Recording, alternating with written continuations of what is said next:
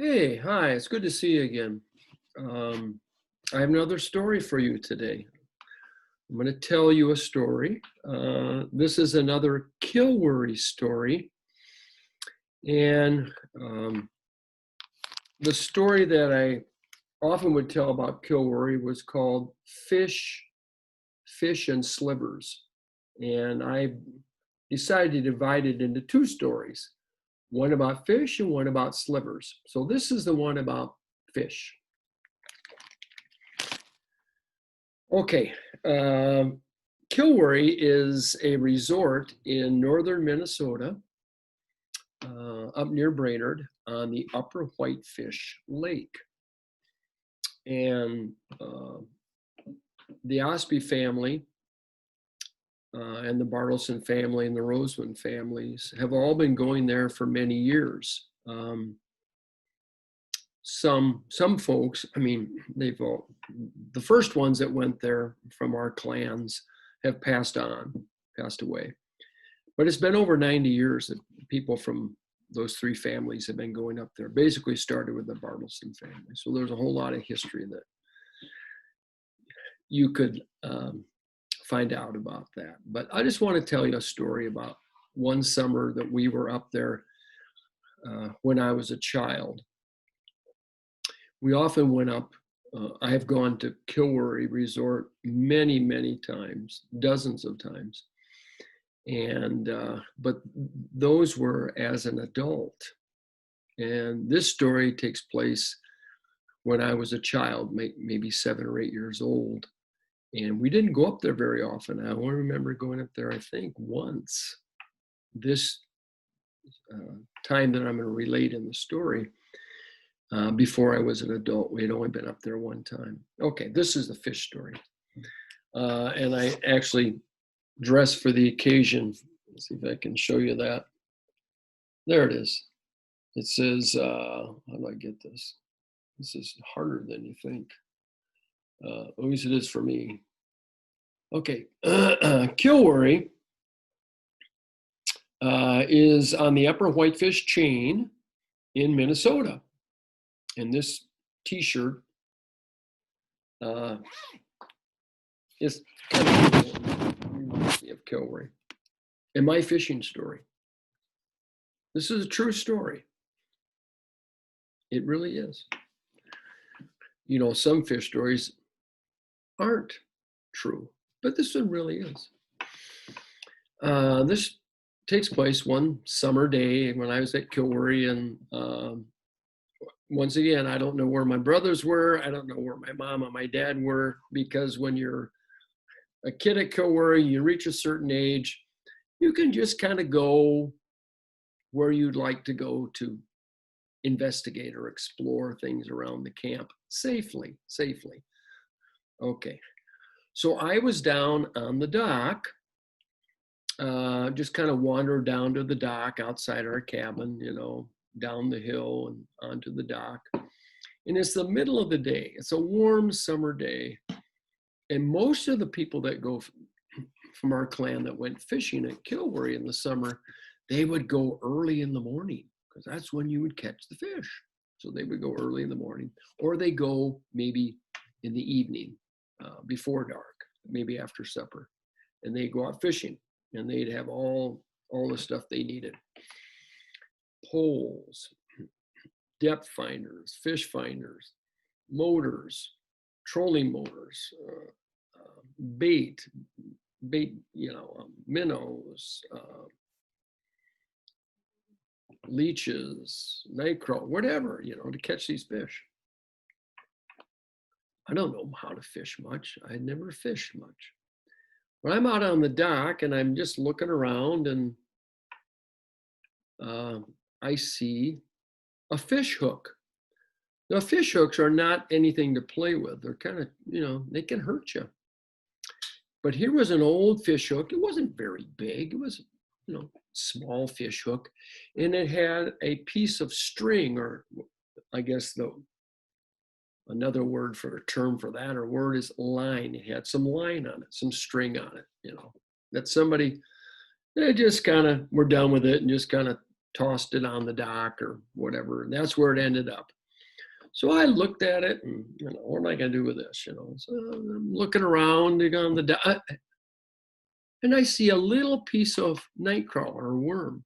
I mean, it's a little tiny little piece, and it's all dried up. I mean, the worm is dead. It's just a piece of the worm all dried up. But somehow I was able to wiggle it onto that hook so that it stayed. And then I took the hook and I held the end of the string or end of the line. The hook is on one end. My end of the line is up here, and I just set it down in the water. It was, I don't know, maybe a few feet long. And I'm just leaning over the edge of the dock. The water is not very deep. It's quite shallow. I mean, it's hardly any more knee deep, if that. And I'm just moving this line and this hook up and down, and I'm just watching it hit the bottom of the lake right there. There's leaves in there and there's dirt. Boom! Just like that. Whammo! Something grabbed a hold of my hook. And fortunately, I'm hanging on to the other end, of the string. I think I'd wrapped it around my finger or something. And whoa, what's this? And I'm looking down there, and there's a fish. There's a fish on the end of my fishing line. What? I didn't think, what am I going to do? I mean, I looked at it. I don't know. Is it big enough to keep? Is it too tiny to keep? What do I do with it? I don't know about hanging on to fish. And so what I did is I pulled it up out of the water to take a good look at it. And that fish is, wiggling back and forth and squirming around. It doesn't want to be on the end of that hook, but it is. And I thought, what do I do with this? I mean, maybe I can eat it.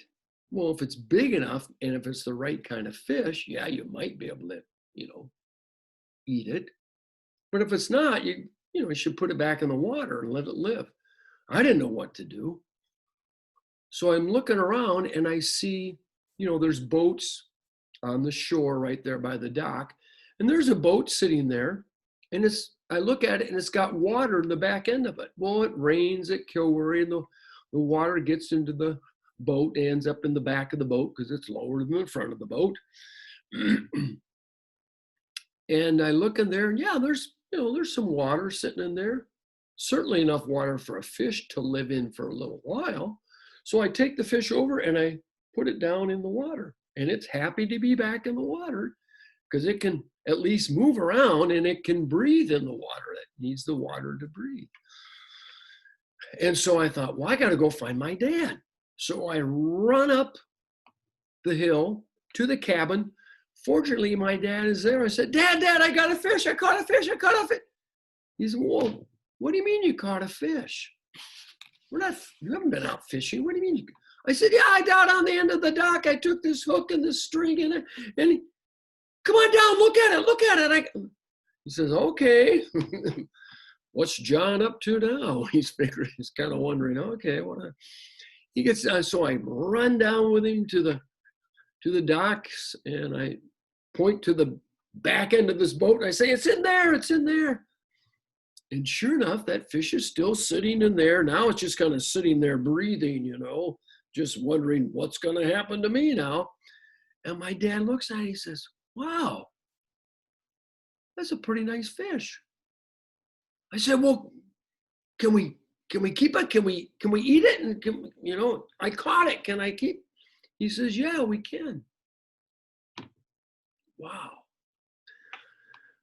So my dad reached in and grabbed the line, the string, and pulled the fish up, and I followed him and we went over to the fish house where he cleaned the fish, took the bones out and all that stuff. And sure enough, we ate that fish for supper that night. Now, there wasn't a whole lot to go around, but I caught a fish. and it was a fish that we could keep and we could eat. And that's a true story. I remember it very clearly, as I'm sure you would too if it happened to you. So that's another true story. This one's from KILWORRY. It's part of the fish and slivers. This is the fish part. This is the really cool part about catching the fish. And that happened many years ago, over 60 years ago, and I remember it clearly. And well, there are fish. Sorry. There are fish at KILWORRY on the whitefish chain. I caught one once. And so snip, snap, snout, this tale is all told out. See you later.